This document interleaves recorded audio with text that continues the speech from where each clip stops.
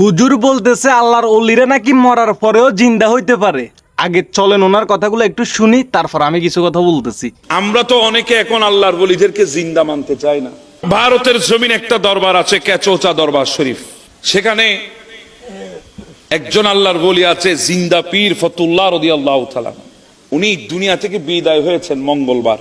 ইনাকে খাটের মধ্যে শোয়ানো হলো, মুখের উপরে চাদর দিয়ে রাখা হলো। ভক্ত মুরিদ আশেকান এনারা এসে সেখানে তালিল পড়ছে, কোরআনুল কারীমের খতম আদায় করছে।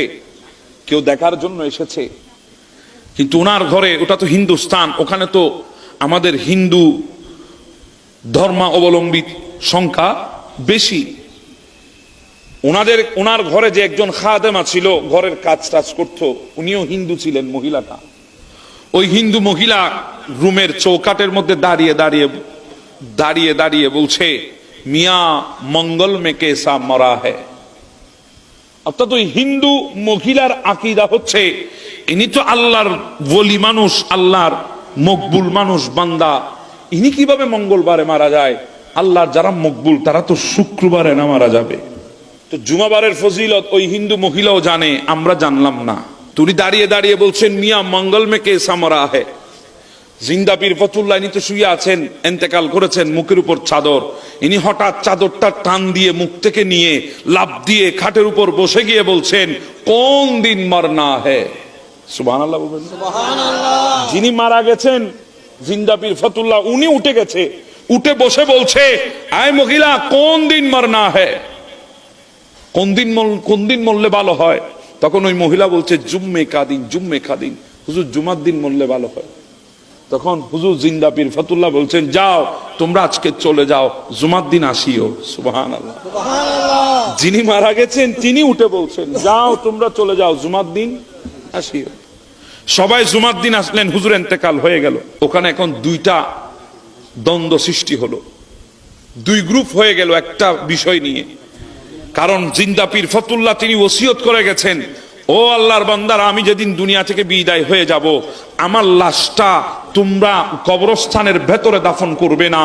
আমার পীর, আমার মুর্শিদ, আমার আকা ওই আশরাফ জাহাঙ্গীর সেমনানি আলাইহি রাহমা, ইনার দরবারে যাওয়ার যে রাস্তাটা আছে, ওই রাস্তার মধ্যখানিবর্তী স্থানে আমাকে দাফন করবা।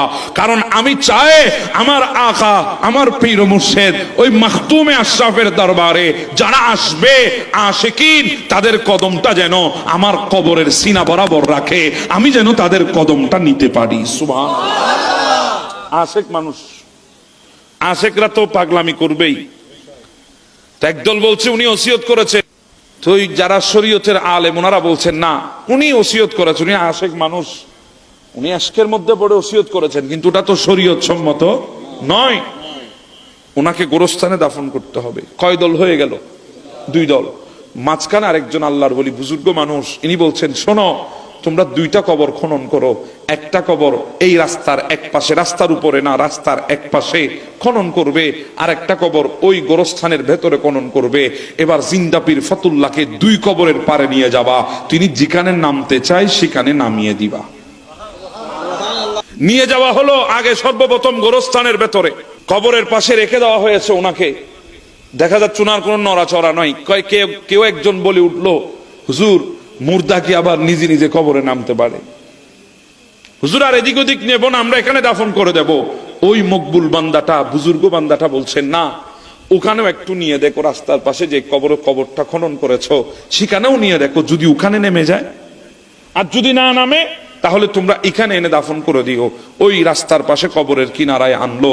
সবাই কথা বলার মধ্যে যখন মগ্ন হয়ে গেছে, দৃষ্টি যখন সরে গেছে, হঠাৎ দেখছে খাট থেকে জিন্দা পীর ফতুল্লাহ নেমে ইনি কবরের মধ্যে শুয়ে গেছেন। একটু জোরে বলি না সুবহানাল্লাহ। ইনি কবরের মধ্যে শুয়ে গেছেন, কবরের মধ্যে শায়িত হয়ে গেছেন। তো অনেকজন বলছে, ওই দেখো জিন্দা পীর ফতুল্লাহ তো কবরের মধ্যে নেমে গেছে। তখন ইনাকে দাফন দেওয়া হচ্ছে। তো দাফন দিতে একটু সময় লাগছে না? কারণ সেখানে বাঁশ আছে, সাটায় আছে, মাটি দিতে হচ্ছে, একটু সময় তো লাগছে। তখন জিন্দা পীর ফতুল্লাহ মুখ থেকে কাফনের কাপড় সরিয়ে ডাক দিয়ে বলছেন, জলদি করনা মেরে কবর মে মেরে রসুল আ গিয়া। আমাকে তাড়াতাড়ি করো, আমার কবরের মধ্যে আমার নবী এসে গেছে। উপরে যে একজন মকবুল বান্দা, বুজুর্গ বান্দা ছিলেন, উনি বলছে খামোশ রহো, তুম মরনে কা সুলুক ভি নেই জানতে। ওগো জিন্দা পীর ফতুল্লাহ, তুমি চুপ থাকো, মরলে মানুষ কি করতে হয় সেটাও তুমি জানো না, মরলে তো চুপ করে থাকতে হয়, তুমি তো চুপ করে নাই, তুমি তো কথাবার্তা বলতেছো, অতএব তুমি কথাবার্তা বলিও না, চুপ করে থাকো। এখন এখানে অনেক ভাইরা বলবেন হুজুর এগুলা বানায় বানায় কোত্থেকে বলেন? এগুলা আমি যখন বানায় বলছি, তাহলে আপনি গিয়ে আবু নঈম ইসফাহানি, উনি দালাইলুন নবুয়ার মধ্যে লিখেছেন, আমার নবীর এক সাহাবী রবি বিন হিরাস রাদিয়াল্লাহু তাআলা, ইনি দুনিয়া থেকে বিদায় হয়ে গেছেন। ইনার কাফন দেওয়ার জন্য ইনার ভাই দোকানে গিয়েছে কাপনের কাপড় আনতে। দেরি যখন হচ্ছে, রবি বিন হিরাস দুনিয়া থেকে বিদায় হয়ে গেছে, মুখের উপর চাদর দিয়ে ইনার লাশকে শোয়ে রাখা হয়েছে।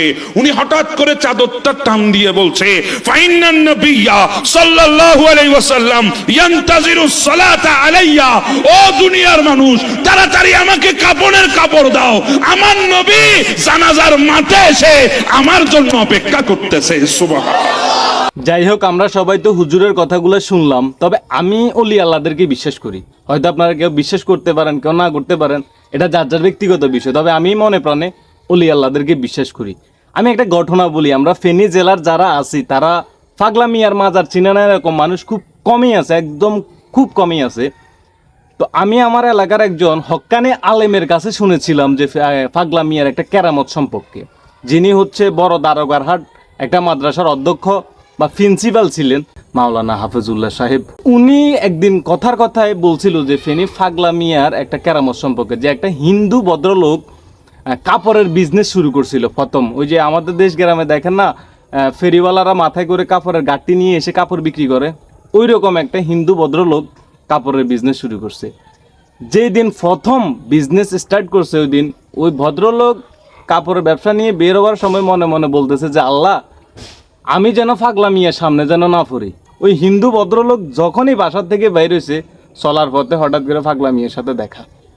এখন উনি কি করছে, ওই হিন্দু ভদ্রলোকের পুরা কাপড়ের গাঁটটিটা মাথার থেকে নামাইয়া কাপড়ের ভিতরে, সবগুলা কাপড়ের ভিতরে দিছে আগুন লাগায়। আগুন লাগাই দেওয়ার পরে তো মনে করেন সবগুলা কাপড় জ্বলে গেছে, একটা কাপড় কিনা মানে ভালো ছিল।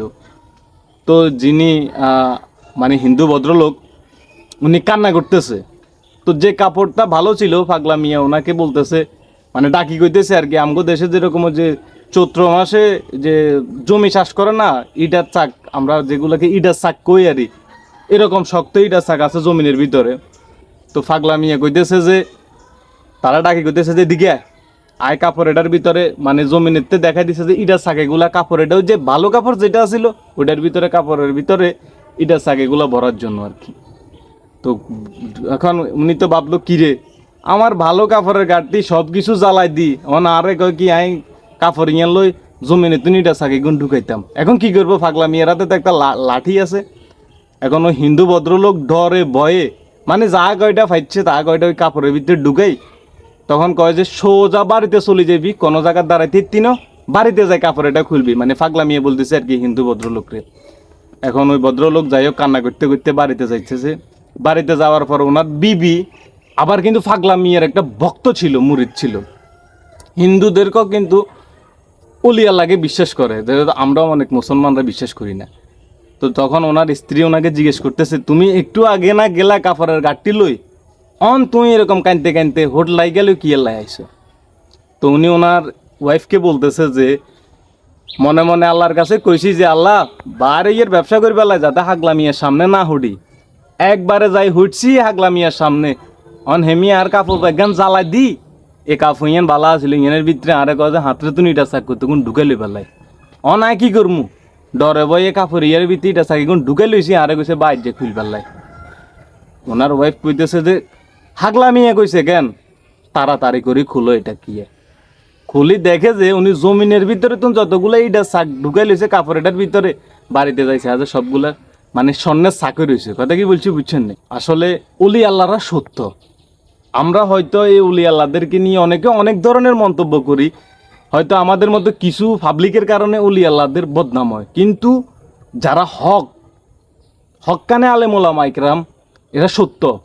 কারণ আল্লাহ রাসূল সাল্লাল্লাহু আলাইহি সাল্লামের একটা হাদিস আমি শুনছিলাম একটা আলেমের মুখে যে আমার উম্মতের ভিতরে কিছু লোক আল্লাহর ওলি হয়ে যাবে গই, হাতে নিজেও জানে না। কথা কি বলছি বুঝছেন? তো যাই হোক, আসলে ওলি আল্লাহদের কথা শুনলে খুব ভালো লাগে। আমি আমার যে এলাকার যিনি হক্কানে আলেম ছিল, ওনার জন্য আমি মন থেকে সবসময় দোয়া করি যে আল্লাহ ওনার জীবনের গুনাহগুলো মাফ করে দেখ, ওনার কবরটাকে আল্লাহ জান্নাতের বাগান বানায় দেখ। মাওলানা হাফেজুল্লাহ সাহেব অনেক ভালো একজন আলেম ছিল। তো যাই হোক, আমার কথা যদি ভুল ত্রুটি হয়ে থাকে সবাই আমাকে ক্ষমা দৃষ্টিতে দেখবেন। সবাই ভালো থাকবেন, সুস্থ থাকবেন। আল্লাহ হাফেজ, আসসালামু আলাইকুম।